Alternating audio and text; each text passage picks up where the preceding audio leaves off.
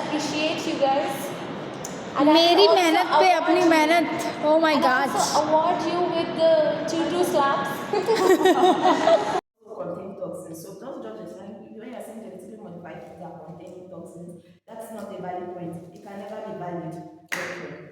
Normal standards of food. There are. Listen, calm down. Even the normal standards of food that we have in the market, like the biscuits and all those things, they have been test run on albino rats specifically because albino rats is the kind of rat that have a lot of similarities with human beings. And you don't have to test run it for a lot of years before you know that something is harmful. Something that is harmful is harmful. Once you take a poison now, if I give you a drop of a poison, once you drop on your tongue, will you die or not? You will die. So it doesn't mean that you have to test run it for years before you know that it's harmful. And then I can give you a lot of reviews, more than millions of research papers that have said that genetically modified food does not have this thing. So statements by AAAS Board of Directors on Labeling of Genetically Food, that's American Association for the Advancement of Science, October 20th of October 2012. And it was reviewed also on 30th of September 2019. It shows that genetically food does not have an effect on the human health. And also, when we are talking about this genetically modified food, you don't just look at it like, you don't just take this genetically modified food and eat them raw. When you take them, there are preparation methods. And when you prepare food, different preparation methods alters the nutrients in that food in different ways. Now, take for example, if you fry your chips, let's use like oil. If you fry your chips in this type of oil and this type of oil and different types of oil, the ability of the chips to absorb the oils, the different brands of oil is different. And so that's how genetically modified food also does.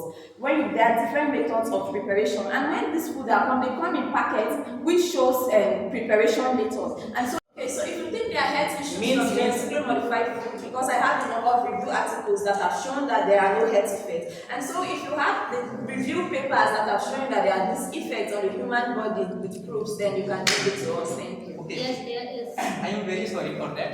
But what? We can't access what you are saying exactly, but I am just looking your theme. On the behalf of that, I am answering it. Just give a few minutes. हाँ, health issue के लिए अभी जो मुझे समझ में आ रहा है हेल्थ इशू नहीं है, पर मैं 2-4 हेल्थ इशू बताता हूँ और ये इम्पॉर्टेंट है। और जो प्रोडक्ट मेरा बनेगा वो मेरे लिए सेफ हो, मेरे हेल्थ के लिए सेफ हो, मेरे जनरेशन के लिए सेफ हो। क्योंकि मेरे जनरेशन मैं क्यों कह रहा हूँ, क्योंकि मैं कंज्यूम करने वाला हूँ और वो चीज़ मैं खाता हूँ, अगर वो इसी भी तरीके से मेरे जेनेटिक मटेरियल को अगर इफेक्ट करता है तो मेरे नेक्स्ट जनरेशन तक जाएगा। अभी एवरी इंसर्शन की पॉसिबिलिटी जो होती है, कहीं भी मैं इंसर्ट करता हूँ, कोई भी अगर प्रोडक्ट मेरे पास अभी है अगर नॉन टॉक्सिक है, टॉक्सिसिटी में बदल सकता है वो। और अभी कुछ भी डेंजरस टॉक्सिन उसमें बना सकता है अपने ट्रांसलेशन के लिए। अभी बहुत सारे हमारे पास ये नेचुरली अकरिंग, जैसे कि बहुत सारे इन्वायरमेंट में हम लोग अपने कोई भी उनके न्यूट्रिशनल कंटेंट में चेंजेस नहीं हुए. This is what they stated. No can. Also, do you consume peanuts? Yes. You consume peanuts, right? And peanuts are known to have aflatoxins, right? And are they genetically modified peanuts? They are not. They are natural foods, but they still have aflatoxins. So all foods also contain toxins. So don't judge us when you're saying genetically modified foods are containing toxins. That's not a valid point. It can never be valid. ठीक है, मैं nuts खाता हूँ और बहुत सारे लोग nuts खाते हैं, लेकिन ये बहुत सारे इन्होंने जो केमिकल का नाम बताया है वो एलर्जी कॉजिंग है बहुत सारे लोगों के लिए, सबके लिए नहीं होता है। मैं बता दूंगा आपको कि जेनेटिकली मॉडिफाइड फूड में अभी मैं उसकी केस स्टडी बताता हूँ। कुछ दिन पहले यहाँ से एक ब्राजील का नट्स लेकर के उसके जीन को इंट्रोड्यूस हमने करा था सोयाबीन में। अब सोयाबीन को खाने वाले बोले तो बल्ले बल्ले, लेकिन जो बंदा नट्स से एलर्जी था, अगर मेरे सामने जेनेटिकली मॉडिफाइड वो सोयाबीन आएगा मैं खाऊंगा। अगर मैं पहले से नट्स के लिए एलर्जी था, मुझे लेबलिंग, जैसे आपने बताया लेबलिंग जरूरी नहीं है जरूरी। मैंने ये नहीं बोला, मैंने बोला कि कि उस फ्लेवर सेवर उसके टोमेटोज के लिए FDA ने अप्रूव करा है कि अननेसेसरी है लेबलिंग, क्योंकि उसमें न्यूट्रिशनल कंटेंट मॉडिफाइड है। I am not talking on the basis of whole genetically ठीक मॉडिफाइड। है, आप इन्हें बस न्यूट्रिशन की लेबलिंग नहीं कर सकते, लेकिन बहुत सारी चीजों की करनी पड़ती है। यहाँ पर Labeling is required, that is a part of genetically genetics. Modified food में लेबलिंग बहुत बड़ा कंसर्न है। बहुत सारी कंट्री करती है, बहुत सारी कंट्री नहीं करती। मेरे इंडिया में बहुत सारे ऐसे प्रोडक्ट हैं जिसमें लेबलिंग नहीं होती है। इस वजह से बहुत सारे अननोन कंज्यूमर इससे सफर कर रहे हैं, छोटी छोटी बीमारियों से। एलर्जी का आज हमारे पास एलर्जी के पेशेंट बहुत सारे भरे पड़े हैं। और मैं वो कंप्लीट कर दूं इस बात को कि उन्होंने नट की बात करी, तो नट ब्राजील का एक नट स्पीसीज था जहां से कुछ जीन एक्सट्रैक्ट करके सोयाबीन में इंट्रोड्यूस किया गया, क्योंकि सोयाबीन प्रोटीनियस पार्ट है, हैवी प्रोटीन होता है, हम लोग कंज्यूम कर रहे हैं बाय डिफॉल्ट। अगर मुझे अनजाने में मैं सोयाबीन से एलर्जी हूँ तो मैं नट से एलर्जी हूँ तो मैं सोयाबीन अगर खाता हूँ तो बाय डिफॉल्ट तो वो एलर्जेंस मेरे शरीर में आता है। मैं कुछ हो रहा था सोयाबीन खा करके, पर हम बैकग्राउंड से बाय डिफॉल्ट मैं एलर्जी रिस्पॉन्स में हमारी बॉडी एलर्जी रिस्पॉन्स देगी ही देगी। तो यहाँ पर ग्रो कर रहे हो तभी तो हो सकता है। जैसे आप इंसेक्टिसाइडल हम लोग प्रोड्यूस कर सकते हैं जीएमएफ की मदद से, and drought tolerance product use कर सकते हैं या बना सकते हैं जीएमएफ की मदद से। तो दूसरा पॉइंट आपने ये बोला कि जैसे कि एलर्जिक रिएक्शन वाला पॉइंट, तो एलर्जिक रिएक्शन वाले पॉइंट पे ये है कि एग्जांपल के साथ मैं बता रहा हूँ कि जैसे आपने ये पीनट वाली बात की थी, तो RR2 प्रोटीन था जो एलर्जिक रिएक्शन कॉज करता है, और ये सक्सेसफुली एलिमिनेट किया गया था विद प्रेफरेंस RNAi टेक्नोलॉजी की मदद से। तो जो भी हर्डल्स हैं वो जेनेटिकली मॉडिफिकेशन की मदद से हर्डल्स वो ओवरकम किए जा सकते हैं। थर्ड आपने ये बोला था कि जैसे कि कई सारे प्रोडक्ट्स हैं जो ऐसे ही मार्केट में इंट्रोड्यूस कर सकते हैं या बाद में वो हमको वो करें, मतलब पॉसिबल रिस्क हमको मतलब कराएं वो लोग। तो उसके लिए आसिफ मैं बताना चाहता हूँ कि कई सारी कमिटीज़ हैं उसके लिए ऑलरेडी, और बॉडीज़ हैं जैसे जेनेटिकली इंजीनियर्ड अप्रूवल कमेटी है, FDA है, हमारे FSI है। इन सारी चीज़ों को देख के ही वो लोग अप्रूव करते हैं कि ह्यूमन के लिए सेफ़ है या नहीं। ऐसे ही ऐसा नहीं है कि हम ऋषि पे गए और एक जेनेटिकली मॉडिफाइड फूड बना के आपको दे दिए कि लीजिए आशीष खा लीजिए।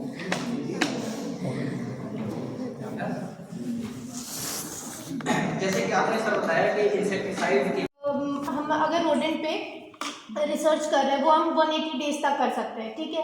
और अगर उसके बाद कितने 20 से 25 साल बाद उसका ये इफेक्ट दिख रहा है, होने को तो आपने बोला होने को तो किसको पता था कोरोना हो जाएगा, होने को तो नहीं पता था ना। और इतना बड़ा गैप 1982 से 2004 तक उस पर गोल्डन राइस पे रिसर्च चला, जो गोल्डन राइस विटामिन ए से रिच होता है। आज भी सब गोल्डन राइस हम लोग खा ही रहे हैं, और विटामिन ए की जिसको डिफिशियंसी रहती है वो गोल्डन राइस कंज्यूम करता है।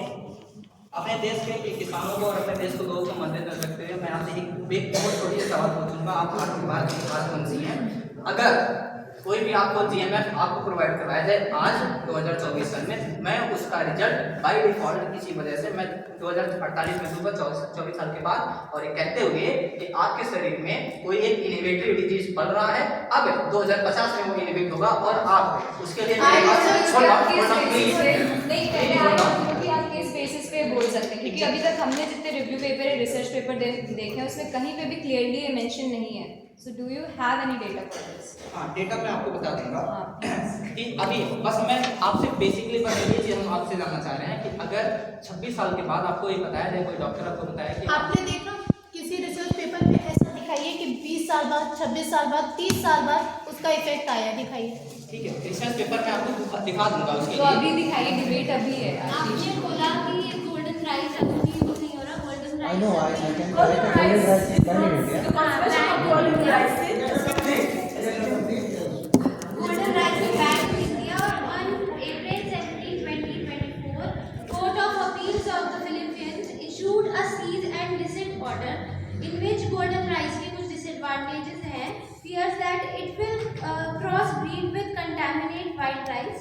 ठीक है, beta carotene levels aren't high enough to make a difference and it is expensive also. In our country it is in use from 2004. हाँ, तो तो स्टिल अभी यूज हो रहा था ना, इसका कोई अभी इंडिया में इफेक्ट दिख रहा लॉन्ग है? टर्म इफेक्ट के बाद पता चला तो तभी तो हमने बैन अभी इंडिया में पता चला, इंडिया में रिसर्च पेपर या मैं कहता हूँ क्या इंडिया के बाहर के जो लोग इंसान नहीं है क्या उनके इंसान क्या से उनके पूरा उनका अलग है? क्या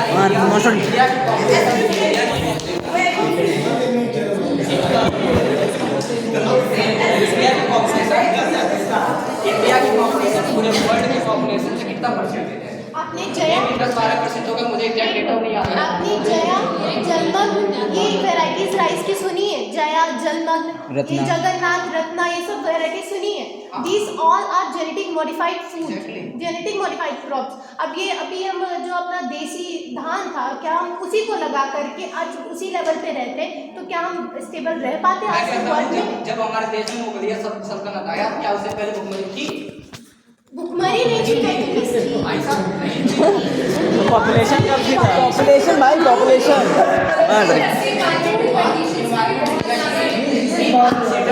करंट इन्वायरमेंट किसने बनाया? इस इन्वायरमेंट को किसने बनाया? हमारी जितनी भी जेनेटिक मॉडिफाइड फूड्स है वो सब FSSAI के रेगुलेशन के according GEAC genetic engineering approval committee के अंदर ही, जब जेनेटिक इंजीनियरिंग अप्रूवल कमेटी जब उसको अप्रूव करती है तभी वो इंट्रोड्यूस होता है मार्केट में। और उसके अंदर जेनेटिक इंजीनियरिंग अप्रूवल कमेटी कुछ अपना सेट करती है डेटा कि इसके अंदर लिमिट होनी चाहिए फूड की, तभी वो इंट्रोड्यूस होता है मार्केट में। Now, in food processing or in marketing, we have what's known as a target audience. You don't produce food for people who don't need it. When you produce for your target audience. Now, for golden rice, India does not accept the production of golden rice right now because India still have a lot of fresh and vast land that is able to cultivate a lot of fresh rice. So why do they use golden rice when they already have fresh land? Golden rice is known for the poor place that does not have that fresh land to be able to cultivate this thing. So don't say that golden rice is bad because it has it's toxic or has allergens. It does not have allergens. You have to produce for your target audience. So if you come to a place where you do not have a target audience, you leave the place and go to where there is a target audience for you. The golden rice was considered for people who have deficiency in vitamin A, not for the entire world. Yeah, exactly. That's what I'm saying. For a target audience, not for For everybody. the entire world. Yes, that's what I'm saying. That's what I'm saying. It's prepared for a target audience. It has a target audience. Yeah, I'm saying. I said when you produce for a target audience. You don't produce for a general purpose. Now, if I'm producing brand bread, I'm producing for diabetes patients. I'm not producing brand bread for everybody to just consume brand bread. I'm producing for the people that need it. So, golden rice, who among these new people in this class who have that deficiency that we need to consume golden rice? Nobody. All of us are able to consume the normal basmati rice that we have. So, why do we need golden rice in India? There is no need for it. What is the immunity level of USA citizens compared to the immunity level of Africa, Asia, or the Southeast Asia? So are you trying to say that the immunity of the Americans is low because of the consumption of genetically modified food? GMO foods were basically created for USA, Canada. Yes. Where they do not have the climate to develop or produce entire amount of food that was required. So do people in India die of cancer? Yes. Do people in Africa die of cancer? Yes. So if do people suffer from other diseases here also? People without that being there also they suffer from those diseases. And food naturally also contain their toxins. And so the consumption of the genetically modified food by those people is not what is making their immunity system low. Genetically modified food is not the one reducing the rate of their immunity. Now when we are talking about genetically food, you need to get this correctly. This is what you guys are missing now, my opponents. You need to get this. Genetically modified food are meant to, we are altering the genes so that they are able to adapt to the harsh environmental conditions. So if they are not able to produce those food, are you trying to tell me that the USA and the Canadians are just supposed to import food and are not supposed to provide food for themselves? No, there have to be an alternative. That's the use of technology, and that's why we are studying food processing and technology. So we have to involve with technology. Thank you.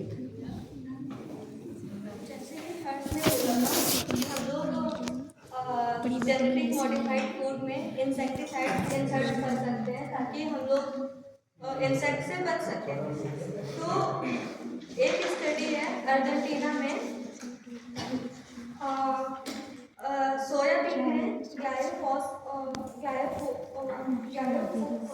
Glyphosate का मतलब insert किया गया था उसमें। तो उसके बाद जब वहाँ पे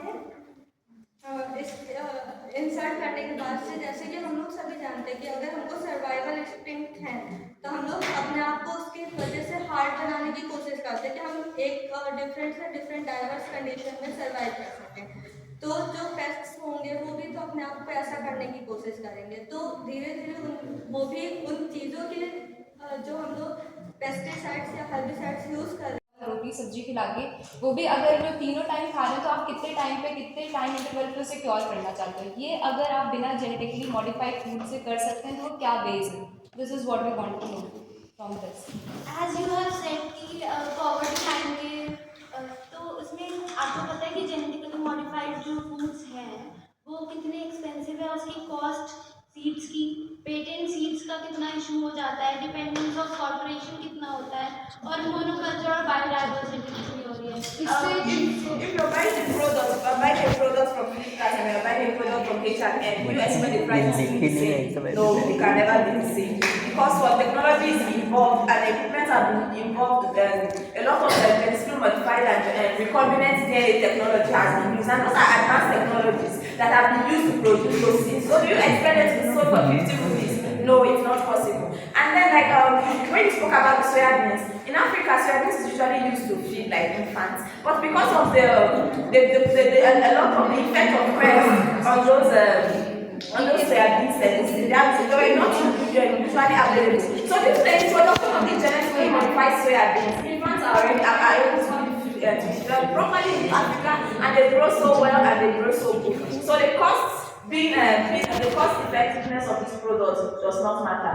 Let's look at the cost. Talking about the cost is not a valid point because a lot of equipment have been used to produce the seedlings, so they have to be expensive. And then when we are talking about genetically modified food, we are not just looking at just the crops. There are also genetically modified animals also that are there.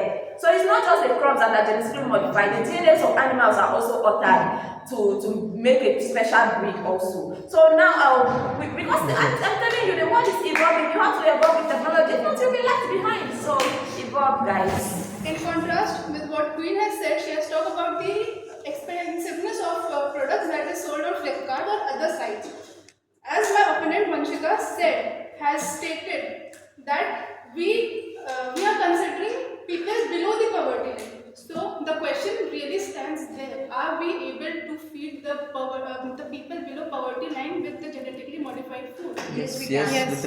तो recently 25 अक्टूबर 2022 को नरेंद्र मोदी जी ने genetic modified research के लिए India को कहा है, जिसमें हमारे पास सेवरल लैब्स हैं जो इस पे काम कर भी रही हैं। नाउ द थिंग इज कि एज मैन हैज स्टेटेड कि पेटेंट की वजह से इनके price is quite expensive. Now the thing is अगर गवर्नमेंट इसे अप्रूव कर रही है तो उसकी प्राइस अगर उन्हें सब्सिडी मिलती है तो वो ऑलरेडी उनके प्राइजेस में डिक्रीज होगा। नाउ सेकेंडली, अगर हमारा मेजर टारगेट है बिलो पॉवर्टी लाइन या जिनको फूड डिफिशियंसी, न्यूट्रिशनल डिफिशियंसी है, उन्हें टारगेट करना, तो अगर कोई भी चीज़ किसी भी कंट्री में गवर्नमेंट अप्रूव्ड है तो उनके जो राशन कार्ड या उनको जो मील मिल रहा है उस पर हम कंसिडर करके जो भी चीज़ हमारे पास अप्रूव हो रही है हम उन्हें वो देंगे, इन कॉन्ट्रास्ट टू जो नॉर्मल ट्रेडिशनल फूड्स जो चलते आ रहे हैं। जैसा कि आपने बताया कि मोदी जी ने सब्सिडी दे रखा है, रिसर्च के लिए अलाउ डायरेक्ट से हाथ मिला जाए। रिसर्च सेक्टर पे वो हमारे प्रधानमंत्री तो इतना तो हम बोल सकते हैं। एक्शन के पीछे एक ड्राइव फोर्स होता है, इसमें ड्राइव फोर्स है न्यूट्रिएंट की अवेलेबिलिटी कराना हर पर्सन को। मैं उसी का आंसर कर रहा हूँ कि आप सबसे पहले आप मुझे डेफिशिएंट बना रहे हो, फिर कहते हो अब मैं खाना खिलाता हूँ। तो अब आप डेफिशिएंट बन चुके हैं, तो उसमें अब ये बताइए कि आपके हर पॉइंट तो अब क्या आप डेफिशिएंट ही रहेंगे जिंदगी में? सर्टिफाई करना और वो जाना और करने में बहुत डिफरेंस है। वो स्टडी में कितना टाइम अभी लगेगा वो हम उसको कंसिडर नहीं कर सकते। तो हमारी poverty, people below poverty line अभी कितने साल तक और डेफिशिएंट रह सकती है, इसकी जिम्मेदारी ना हम ले सकते हैं ना आप ले सकते हैं। तो मैंने क्या क्वेश्चन पूछा था कि मुझे मुझे ये जानना है कि अगर आप जेनेटिकली मॉडिफाइड फूड के अगेंस्ट है तो आपके क्या वेज हैं जिससे आप उसे फुलफिल कर सकते हैं? This is what my question जैसे कि वाज। आपने सब्सिडी की बात बताया, सब्सिडी में पैसे घुमाया जा रहा है, तो मैं कहता हूँ कि जो भी फार्मर्स बहुत छोटे स्केल पे काम कर रहे हैं उनको नए तरीके सिखाया जाए। और नए तरीके में मतलब क्या, जो हमारे पास बहुत सारे पहले के टाइम में तरीके रहे हैं उसी को एक सही तरीका दिया, सही तरीका दिया और उनको वो इन्वायरमेंट दिया जाए जो पहले से हम लोग कर चुके हैं। आज से 100 साल पहले की बात नहीं कर रहा हूँ, उस समय तो बहुत हमारा फार्मिंग के लिए हम लोग बहुत पीछे थे, लेकिन उससे पहले बहुत टाइम पहले हमारी चीज़ें इंफॉर्मेशन खत्म हो चुकी है और उसको निकाला जाए और वहाँ से हम लोग को फार्मर्स को कोलैब करके अगर एक मूवमेंट करवाया जाए। जैसे इससे पहले अभी मैं एक छोटा सा गाँव का एग्जाम्पल देकर के आपको बताता हूँ कि अभी हम लोग कुछ दिन पहले हमारे खेत में आपने जेनेटिकली मॉडिफाइड दिया, हाइब्रिड दिया, हम अपनी अवेलेबिलिटी बढ़ा दी, अपना प्रोडक्शन बढ़ा दिए, लेकिन किसको बेचेंगे? उसके पीछे बहुत सारे पार्टी मेरे खराब हुए। बहुत सारे हमको अगर किसी गवर्नमेंट को बेचना है, किसी प्राइवेट को बेचना है, मुझे कमीशन देना पड़ रहा है और बहुत सारे आप किसी के हेल्प कैसे करोगे?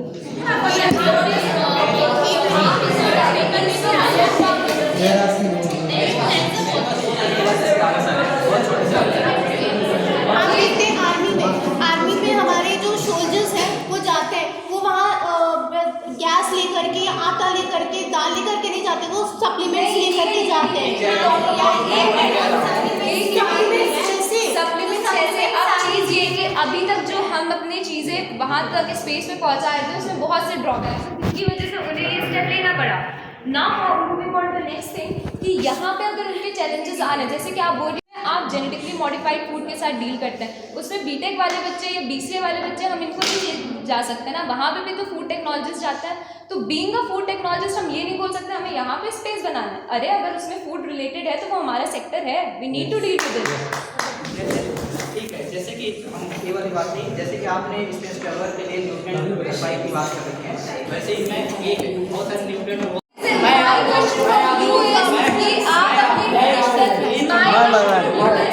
आप अपने ट्रेडिशनल वे से कैसे कर सकते हो और अगर नहीं है तो प्लीज नहीं है। एग्जैक्टली ट्रेडिशनल वेस्ट का ही पार्ट है कि अगर कोई चीज़ है बस हम लोग उसको केमिकली, हमारे पास इतना मतलब टेक्नोलॉजी है। आप मुझे बताइए मुझे 10% उनके बॉडी वेट में लॉस आप ये कहेंगे आजकल की जो बाइक होती है उसका भी आइडिया साइकिल से आया है। Change the topic. मैं जानना चाह रहा हूँ, मेरे पास मैं आप वैसे 3-4 एग्जांपल बता सकते हो। एक सेकंड ये पॉइंट कुरान से निकल कुरान से हमारे यहाँ जीएम रिसर्च चल रही है जिसमें हम फूड्स लॉन्च और हमारे हेल्थ के लिए अच्छा नहीं तो आप करेंगे। तो एक चीज बताइए, हम या आप अभी इस लेवल पर बात करें, अगर उसे किसी ने भी ग्रीन फ्लैग एफडीए ने दिया है तो they have seen all the parameters. Green flag सवाल ये है, तो हम ग्रीन फ्लैग है, आप कंज्यूम करेंगे सीधा सवाल है। अगर एफडीए अप्रूव करेंगे हम करेंगे। तो आप जितने भी फूड मार्केट से लेते हैं उसमें एफएसएसएआई की बैच देते हैं तभी आप लेते हैं ना, तो आप किसको गारंटी देते हैं? आप उनको दे रहे जो नहीं अप्रूव होगा आप खाएंगे अगर वो अच्छा भी होगा। आप नहीं लेंगी मैं लेंगी।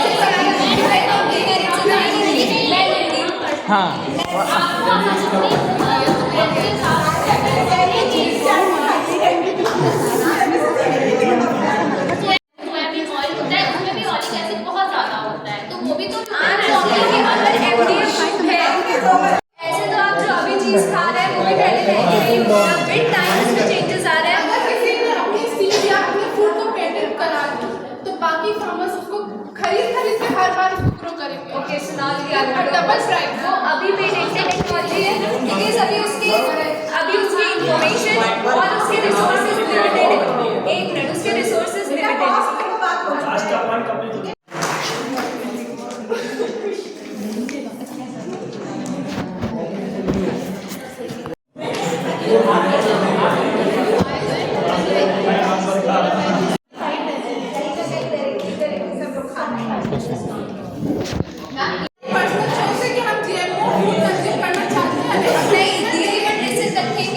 सबसे ज्यादा बात किसकी मान रहे हैं? हम कोई भी चीज ले रहे हैं वो एफडीए एफएसएसएआई अप्रूव्ड होना चाहिए, so that is basically approved by the FDA.